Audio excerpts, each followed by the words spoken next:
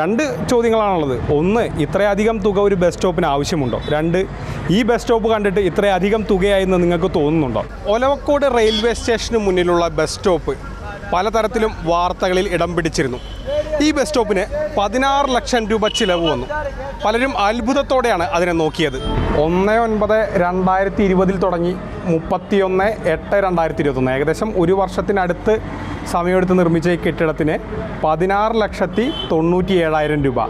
അതായത് ഏകദേശം 17 ലക്ഷത്തിനും 3,000 രൂപ മാത്രം കുറവാണ് ഈ കെട്ടിടത്തിന്. ഈ ബസ് സ്റ്റോപ്പ് പലപ്പോഴും VK ശ്രീകണ്ഠൻ MP ഒരു തലവേദനയായിരുന്നു. പലപ്പോഴും നിരവധി ആരോപണങ്ങൾ വന്നു. MP ഫണ്ട് ദൂർത്തടിക്കുകയാണ്, കാര്യങ്ങൾ പഠിച്ചിട്ടല്ല ചെയ്യുന്നത്. അത്തരത്തിലുള്ള നിരവധി ആരോപണങ്ങൾ ഈ ബസ് സ്റ്റോപ്പിന് പിന്നാലെ VK ശ്രീകണ്ഠനെ തേടിയെത്തി. ബസ് വെയിറ്റിംഗ് ഷെഡ് തുറന്നു കൊടുക്കാൻ അവിടെ ചെല്ലുമ്പോഴാണ് അവിടെ ഫലകത്തിൽ 16 ലക്ഷത്തി ചില്ലാൻ രൂപ അതിൽ ആലേഖനം ചെയ്തിട്ടുണ്ട്. അപ്പോൾ ഫണ്ടിൽ നിന്നും അത്രയും തുക റെയിൽവേക്ക് അടച്ചിട്ടുണ്ട്. അപ്പോൾ ഇതിനെക്കുറിച്ച് വലിയ ആക്ഷേപം വന്നു. ഇപ്പോൾ നിർമ്മാണത്തിന് അപ്പോൾ 9 ലക്ഷം രൂപയുടെ അടുത്താണ് ചിലവായിട്ടുള്ളത്.